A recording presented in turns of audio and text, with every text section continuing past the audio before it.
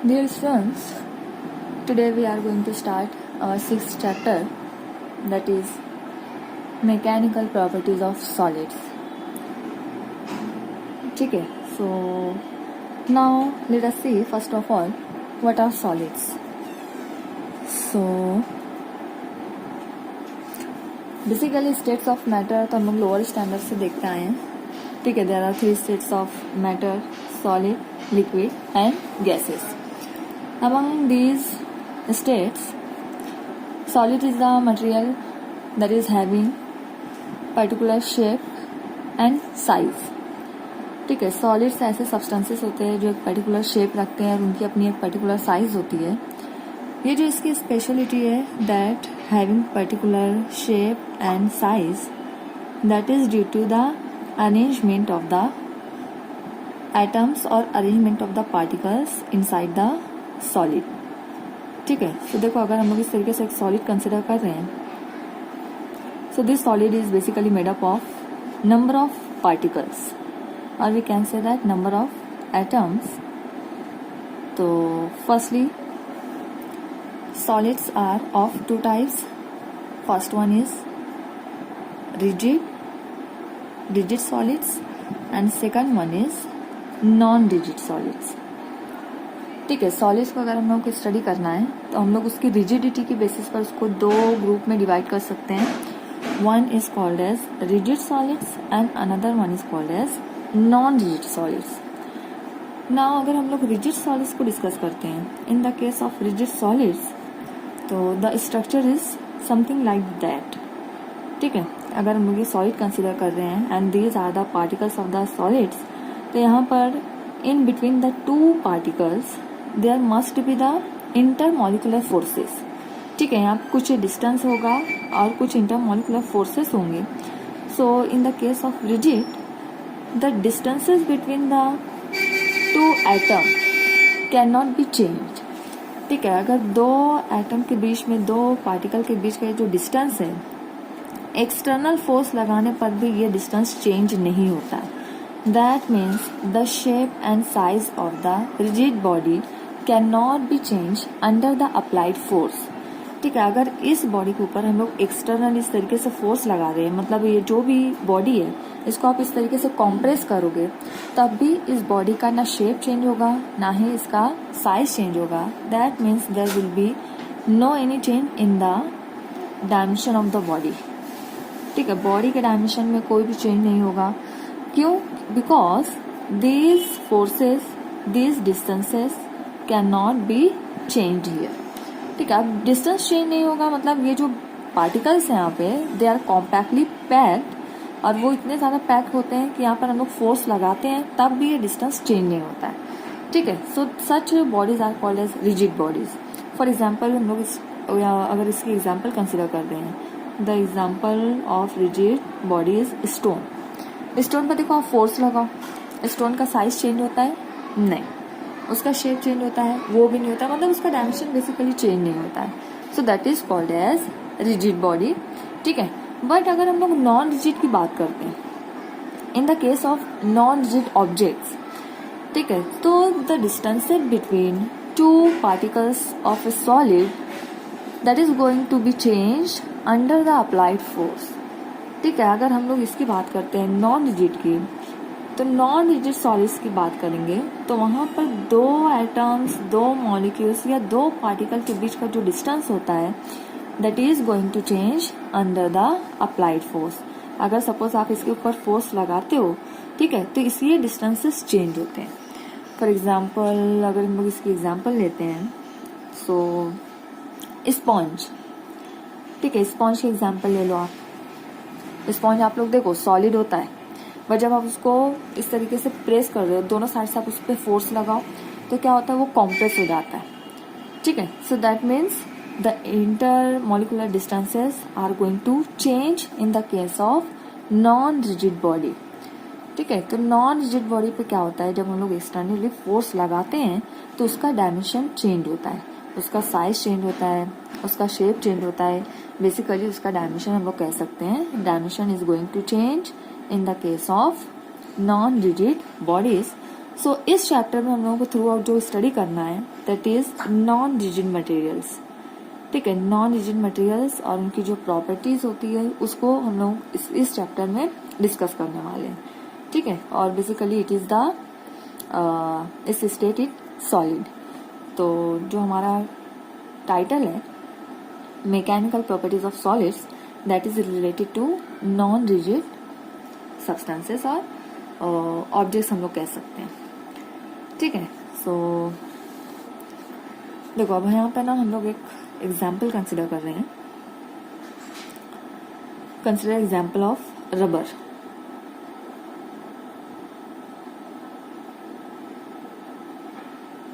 ठीक है, ये हम लोग इस तरीके से रबर कंसिडर कर ले रहे हैं। Now apply stretching force on this rubber. ठीक है, रबर के दोनों एंड पर अगर हम लोग स्ट्रेचिंग फोर्स अप्लाई करते हैं, मतलब रबर को आप इस दोनों साइड से इसको खींचिए। ठीक है, जब हम लोग इसके ऊपर स्ट्रेचिंग फोर्स लगाते हैं then what will happen here. जैसे ही हम लोग इसके ऊपर फोर्स लगाते हैं, स्ट्रेचिंग फोर्स लगाकर इसको इस तरीके से खींचते हैं दोनों साइड से, ये स्ट्रेच होता है। मतलब ये क्या होता है, लेंथ वाइज इस तरीके से इलोंगेट हो जाएगा। अब जहां पर जिस डायरेक्शन में फोर्स लगाओगे उस डायरेक्शन से ये इलोंगेट होता है, इस तरीके से बढ़ता है। So basically we are going to apply a force and due to this force there is deformation of the body. ठीक है, क्या हो रहा है कि हम लोग यहाँ पर फोर्स लगा रहे हैं और इस फोर्स की वजह से ये जो हमारे बॉडी है, जो ऑब्जेक्ट है, वो डिफॉर्म हो रहा है। डिफॉर्म हो रहा है मतलब उसका डायमेंशन चेंज हो रहा है, उसका या तो साइज चेंज हो रहा है या तो उसका शेप चेंज हो रहा है। ठीक है, तो इस प्रोसेस को हम लोग कहते हैं deformation. This is called as deformation. मतलब फोर्स लगाने की वजह से बॉडी का डायमेंशन चेंज होता है, that process is called as deformation. और जिस फोर्स की वजह से प्रोसेस होता है that force is called as deforming force. The force is called as deforming force. देखो डिफॉर्म का मतलब ही क्या होता है, फॉर्म मतलब उसका पर्टिकुलर शेप, और डिफॉर्म कब हम लोग यूज करते हैं, जब शेप को हम लोग को चेंज करना होता है। तो डिफॉर्मेशन का मतलब होता है डायमेंशन, साइज या शेप को चेंज करने के लिए जो फोर्स लगा रहे हैं, that is called as deforming force. So ये जो फोर्स है deforming force, that is also called as applied force. It is also called as applied force because हम लोग इसे अप्लाई करने जा रहे हैं बॉडी के ऊपर। ठीक है, so this force is also called as applied force. ठीक है, सो यहाँ पे देखो जब हम लोग रबर को स्ट्रेच कर रहे हैं, इसके ऊपर फोर्स लगा रहे हैं, दैट इज डिफॉर्मिंग फोर्स और applied force. So at that time rubber is going to be stretched. ठीक है, अब जैसे ही रबर को हम लोग वापस, मतलब ये फोर्स हम लोग वहां से हटाते हैं, दोनों साइड से आप इस फोर्स को रिमूव करिए, क्या होगा, वापस से रबर अपने ओरिजिनल शेप एंड साइज पर रिटर्न आ जाता है। ठीक है, मतलब यहाँ पे जो रबर के पार्टिकल्स हैं, जो मॉलिक्यूल्स हैं, वो क्या करते हैं, वापस से ये इलोंगेटेड शेप से अपने शेप पर आने के लिए ट्राई करते हैं। अप्लाइड फोर्स हमारी इस डायरेक्शन में, रबर के जो पार्टिकल्स हैं वो वापस इस डायरेक्शन में फोर्स को लगाते हैं। ठीक है, वापस ओरिजिनल डायमेंशन को गेन करने की वो कोशिश करते हैं, and this force is called as restoring force. This force is called as restoring force. ठीक है, ध्यान में रखना, restoring force and deforming force are equal in magnitude but opposite in direction. Magnitude wise ये दोनों इक्वल रहेगी, जितनी deforming force होती है उतनी ही रिस्टोरिंग फोर्स भी होती है, बट दोनों के डायरेक्शन अपोजिट होते हैं। ठीक है, क्योंकि हम लोग देखो अलग, अगर इलोंगेशन इस तरीके से कर रहे हैं तो जैसे ही फोर्स हटाते हैं रबर क्या होगा, वापस से अपने आप को ओरिजिनल डायमेंशन में रिगेन करता है। मतलब उसकी जो रिस्टोरिंग फोर्स होगी, इंटरनल रिस्टोरिंग फोर्स, वो इस डायरेक्शन में होती है। ठीक है, एक और एग्जांपल हम लोग ले लेते हैं, that is the example of spring. देखो एक रिजिड सपोर्ट हम लोग यहाँ पे कंसिडर कर रहे हैं, and with the help of this rigid support if we are going to attach a spring like this. ठीक है, स्प्रिंग अभी अपनी रेस्टिंग पोजिशन पे, at rest. Now if we are going to apply force into this direction, that means in right direction। ठीक है, ये रहेगी हम लोगों की फोर्स, इसे हम लोग कहेंगे अप्लाइड फोर्स, या इसी को और हम लोग कहेंगे deforming force. Okay, applied force भी कह सकते हैं या डिफॉर्मिंग फोर्स भी इसको कहेंगे। जैसे ही हम लोग स्प्रिंग पर इस तरीके से फोर्स लगाते हैं, डिफॉर्मिंग फोर्स या अप्लाइड फोर्स, स्प्रिंग क्या होगी, that is going to be stretch, ये खींच जाती है इस तरीके से। ये क्या होगी, देखो हम लोग यहाँ पे इसको बना लेते हैं, it is going to be stretch like this, इस तरीके से ये इलोंगेटेड हो जाती है। ठीक है, अब जैसे ही हम लोग यहाँ से फोर्स हटाते हैं, जिस ये हम लोगों ने इसको खींच के रखा था इस तरीके से, इसको फोर्स आप यहाँ से हटा दो, डिफॉर्मिंग फोर्स जैसे ही हम लोग हटाते हैं, स्प्रिंग क्या करती है, वापस से अपने ओरिजिनल डायमेंशन को रिगेन करने के लिए ट्राई करती है। मतलब इसकी खुद की फोर्स से क्या होगी, वापस से अपना जो पहले वाला डायमेंशन था वहां पर पहुंचना। ठीक है, तो इसका मतलब है इस स्प्रिंग के अंदर एक इंटरनल फोर्स होती है, that is called as internal restoring force, और उसका डायरेक्शन होगा इस डायरेक्शन में। ठीक है, लेफ्ट साइड पे, it is called as internal restoring force. तो internal, with the help of internal restoring force the object can gain its original shape and dimension. ठीक है, तो देखो स्प्रिंग हम लोगों को फाइनली कैसे मिलेगी, उसके ओरिजिनल शेप एंड डायमेंशन पे मिलती है। सो यहाँ पे जो कुछ टर्म्स हैं, डिफॉर्मिंग फोर्स है या इंटरनल रिस्टोरिंग फोर्स है, इसको आप लोगों को ध्यान में रखना है। आगे के जो कंसेप्ट है हमारे इसी के ऊपर डिपेंड करते हैं। ठीक है, डिफॉर्मिंग फोर्स पर और इंटरनल रिस्टोरिंग फोर्स पे। नसी, अब यहाँ पे हम लोग जो मटेरियल स्टडी कर रहे हैं, इसको स्टडी करने के लिए हम लोग को दो प्रॉपर्टीज पढ़नी है। First one is elasticity. First property related to the solid, that is elasticity or elastic behavior of a solid. So just see its definition. So if a body regains its original shape and size, या हम लोग यहाँ पे dimension लिख लेते हैं in short, its original dimension after removal of deforming force, it is called as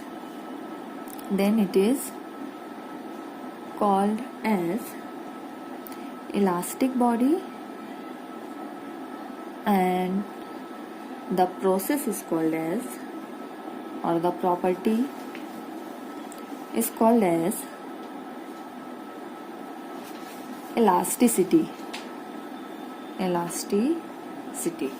So now see, if a body regains its original dimension after removal of deforming force, then it is called as elastic body, और उस property को हम लोग कहेंगे elasticity. For example, जो अभी हम लोगों ने यहाँ पे ऊपर एग्जाम्पल्स देखी थी, the example of spring, the example of any other metal, and the example of rubber है, quartz crystal, all these are the examples of elastic bodies. ठीक है, तो इसके अंदर मेन आपको ध्यान में क्या रखना है कि अगर हम लोग किसी बॉडी के ऊपर फोर्स अप्लाई कर रहे हैं, ठीक है, तो फोर्स अप्लाई करने से उसका डायमेंशन चेंज होना चाहिए। मतलब या तो उसका साइज चेंज होगा या फिर उसका शेप चेंज हो सकता है, but after removal of that deforming force, ठीक है, जैसे ही हम लोग वो फोर्स हटाते हैं, ऑब्जेक्ट को वापस अपनी ओरिजिनल डायमेंशन, ओरिजिनल पोजीशन पर रिटर्न होना चाहिए। That process is called as elasticity. और अगर कोई बॉडी इस प्रॉपर्टी को फुलफिल कर रही है, then that body is called as elastic body. ठीक है, फॉर एग्जाम्पल देखो यहाँ पे जो हम लोगों ने एग्जाम्पल कंसिडर की थी, एग्जाम्पल ऑफ स्प्रिंग। ठीक है, basically spring is made up of steel, so steel is elastic body. ठीक है, तो यहाँ पे देखो स्प्रिंग के केस में क्या होता है, स्प्रिंग अभी ये रेस्ट पोजीशन पे है, जैसे ही हम लोग यहाँ पे डिफॉर्मिंग फोर्स अप्लाई करते हैं, ये क्या होती है, इस तरीके से इसकी पोजीशन इस पोजीशन में आ जाती है, मतलब उसका शेप चेंज हो रहा है। ठीक है, वो साइज वाइज क्या हो रही है, इलोंगेट हो रही है, बढ़ रही है, इनलार्ज हो रही है। ठीक है, मतलब उसका डायमेंशन चेंज हो रहा है। बट जैसे ही हम लोग यहाँ पे फोर्स हटाते हैं, वो वापस अपने ओरिजिनल डायमेंशन पे आ जाती है। दैट मीन्स इसके पास कुछ ना कुछ इलास्टिसिटी है। ठीक है, सेम ऐसे होता है इन द केस ऑफ रबर। ठीक है, रबर आप लोगों ने देखा होगा, रबर को जैसे जब हम लोग उसको स्ट्रेच करते हैं वो इलोंगेट होता है, उसका डायमेंशन चेंज होता है, और जब हम लोग फोर्स वापस से हटाते हैं वो फिर से क्या होता है, ओरिजिनल पोजीशन पर रिटर्न हो जाता है. So this is called as elasticity. And इसकी अपोजिट एक प्रॉपर्टी होती है, that is called as plasticity of the object. So see, what is plasticity? If a body does not regain its original dimension after removal of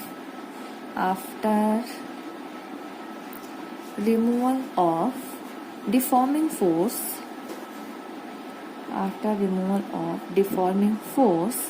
then it is called as plastic body. It is called as plastic body, and the property is called as plasticity. The property is called as plasticity. For example, इसके example हम लोग consider कर लेते हैं clay. ठीक है, देखो अभी प्लास्टिसिटी में क्या बताया जा रहा है, if a body does not regain its original dimension after removal of deforming force. अगर कोई बॉडी हम लोग कंसिडर कर लेते हैं, ठीक है, इस बॉडी के ऊपर हम लोग यहाँ पे एक्सटर्नल फोर्स लगा रहे हैं, अप्लाई फोर्स इसके ऊपर अप्लाई कर रहे हैं, या आप कह लो कि डिफॉर्मिंग फोर्स इसको लगा रहे हैं.